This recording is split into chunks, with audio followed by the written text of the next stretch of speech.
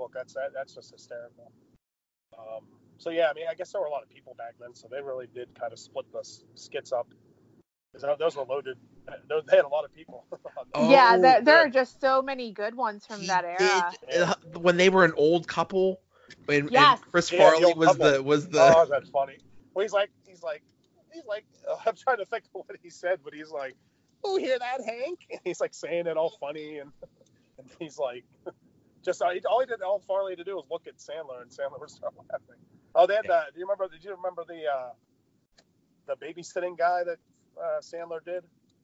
There was a skit, and it would randomly be on. It was called like the Hairlehy Boy, and he would like plead to try and like watch someone's house, do house sitting. Oh my gosh, it's ridiculous. And Farley would be like the guy, he's like pep talk guy. He'd be like, listen to the guy, he's telling you he wants to watch your dog while you're gone. Those are hysterical. And they're so random. They were like another one of those like end of the episode skits that they were just like screwing around with, but they were so funny. It's on his best of, I believe. All right. Yeah, I think it is. Yeah. Ashley, you have the next two picks. All right, number 1 is Dana Carvey. Whoa. I love Dana Carvey. I mean, Church Lady, all of his impressions. I mean, think about it. They had that one skit where he was both Bush and Ross Perot. Oh yeah, he was great. I mean, and then he's way I think he's even underrated as far as those people go because of all the names like Sandler. Dang it, dogs! Sorry. Woodford agrees with me. I was going to say Dana Carvey's a solid pick. Woodford also a Dana Carvey fan. Yes. Woodford likes anything his mother likes. So okay. Oh, very good dog. Well, he is absolutely a mama's boy. But yeah, I could go on about how much I love Dana Carvey. We cannot forget about Chopping Broccoli. Yeah, Chopping Broccoli.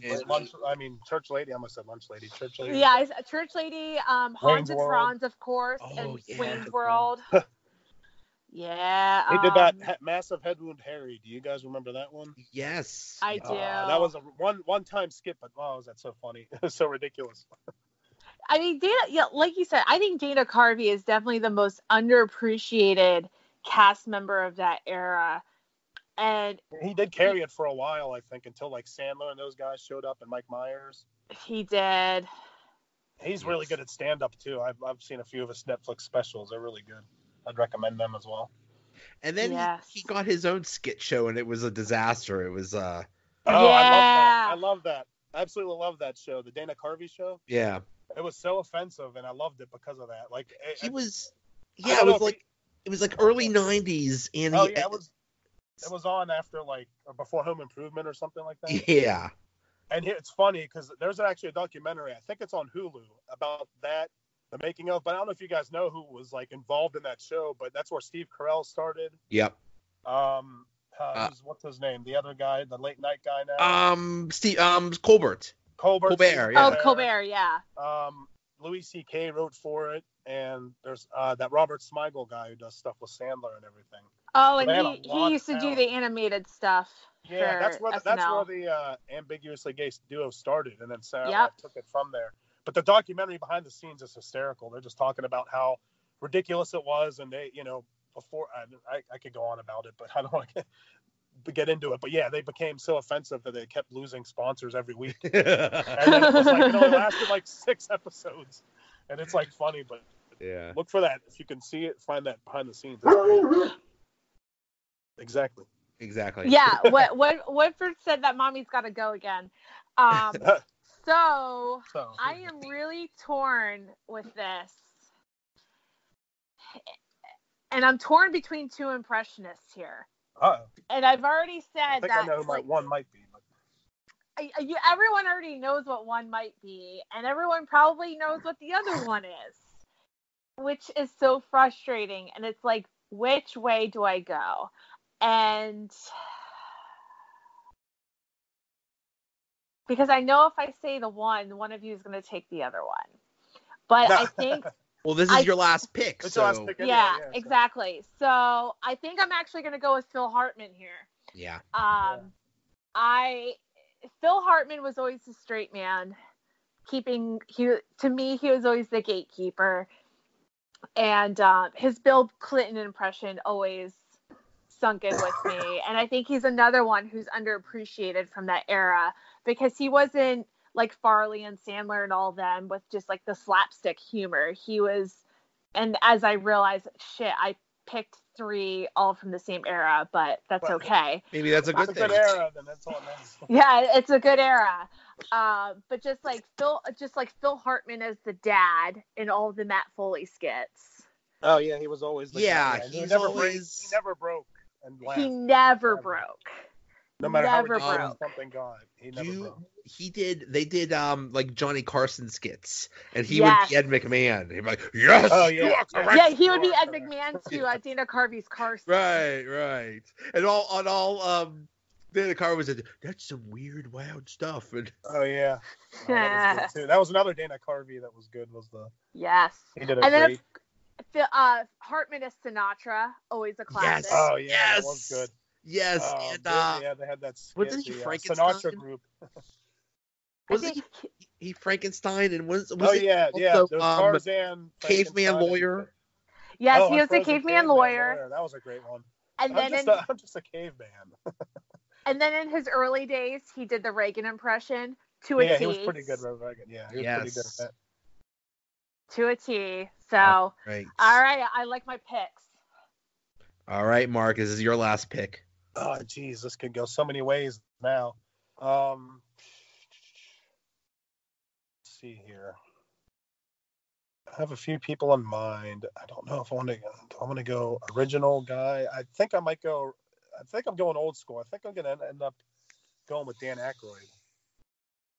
Two wild and crazy guys. He had a lot to do with those that first era, and he had a lot of good characters himself with the Coneheads and the Bassomatic and the toy guy that would have like the shards of glass or whatever. I mean, there was a lot of good stuff from him. I think I want to give that era You gotta hand it, like, the original cast is just, they started it all, so like there's just a historical thing there that's like they literally made the show. Yeah, I mean they did. There's a couple other guys you could go with. I just think out of all the characters, he might have had the best reoccurring ones left besides Belushi stuff. And yeah, I mean they were in uncharted waters because they started it themselves. So I mean, they didn't know what they were getting into, and it is like a big era difference with the type of comedy and everything and what they could get away with. But he was pretty darn funny. All right, so I have the last pick.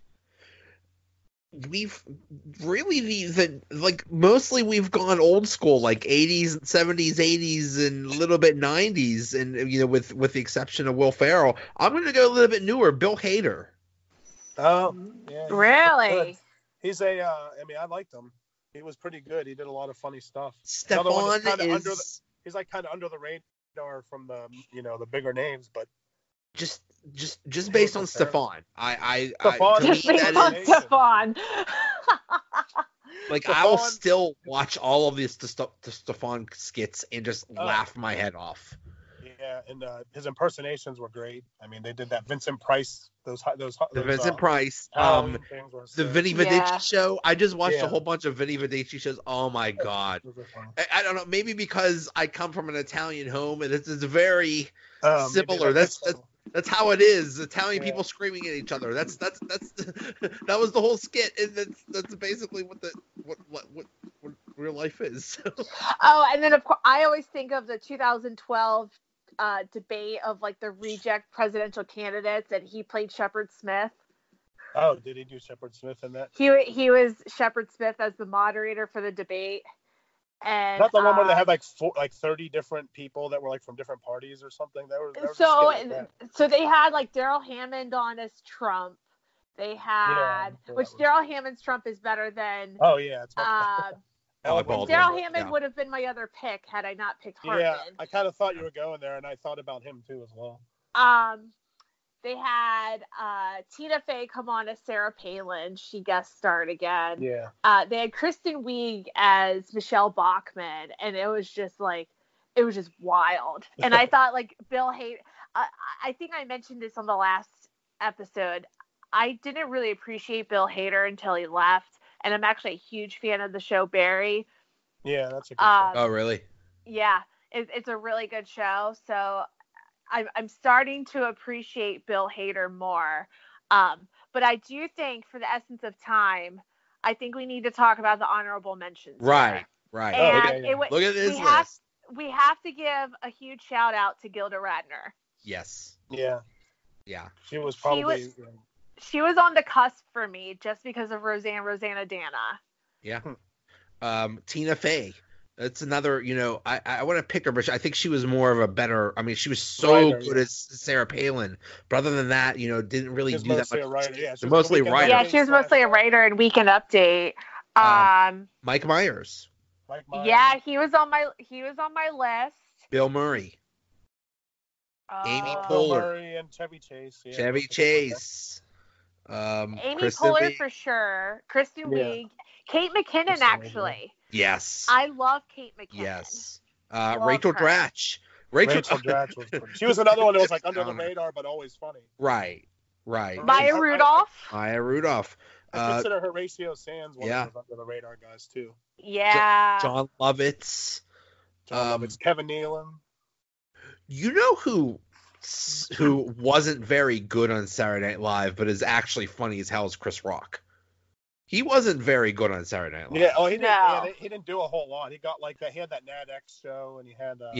He did not do much. There was something else. He definitely. Woodford just mentioned. Good one, Woodford. Lack of usage. Well, there are actually 4 dogs in this house right now because we have someone temporarily living with us. Well, one of them just said Andy Samberg. Very good.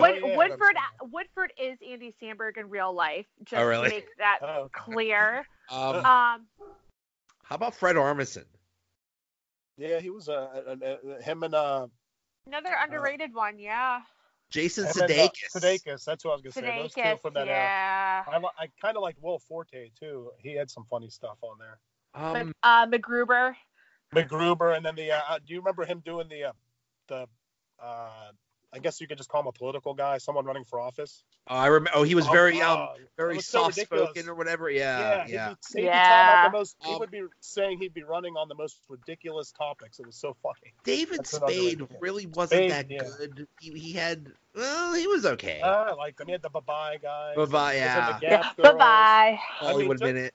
Just for the Hollywood Minute alone, he pissed off how many people with that. I think Eddie Murphy was one he got. I remember hearing about that, but he did like an Eddie Murphy thing one time, and Eddie Murphy got really pissed at him. Oh, really? Yeah, it was something about I think he was doing like MC Hammer, and he was showing pictures of people, and then all of a sudden he's like, do, it's over, and they showed Eddie Murphy's face. Oh. and he like. Kenan Thompson. Keenan's awesome. Tim Meadows. Tracy Morgan. Yes. I liked a lot of his stuff. Yes. Tracy Morgan. Oh shoot, I had Rob Schneider. Rob Schneider was pretty decent on that. Yeah. He got stuff to do. Well, he was kind of like he kind of did on there like he did his entire career, play off Adam Sandler. Yeah. Yeah. He got the like copier guy, and that was about it. Yeah, that's basically it. Yeah. Someone else who was not that great on SNL, but has turned out to not only be really funny, but had a fantastic career. Julia Louis-Dreyfus. Oh yeah, she was on it briefly. I think she married one of the guys from. Yeah, she married Brad Hall. Brad Hall, yeah. Yeah. I don't ever remember anything she ever did on Saturday Night Live, but she's either. She's one of my favorite people ever. I'm religiously devoted to Seinfeld, so I see her every night. So I'm such a fan of hers. You need to watch Veep. Robert Downey Jr. is another one that had quite the career after SNL. And let me just say, you mentioned Veep. She had such that iconic role as Elaine on Seinfeld, and she had she had that New Adventures of Old Christine, which was also a great show. Yeah, and then she had Veep, and I think she had something else too. So it's like I mean, because George is always George. He can never get past that. And well, Kramer, never mind. But right. And Jerry was never going to do anything because he was never an actor anyway.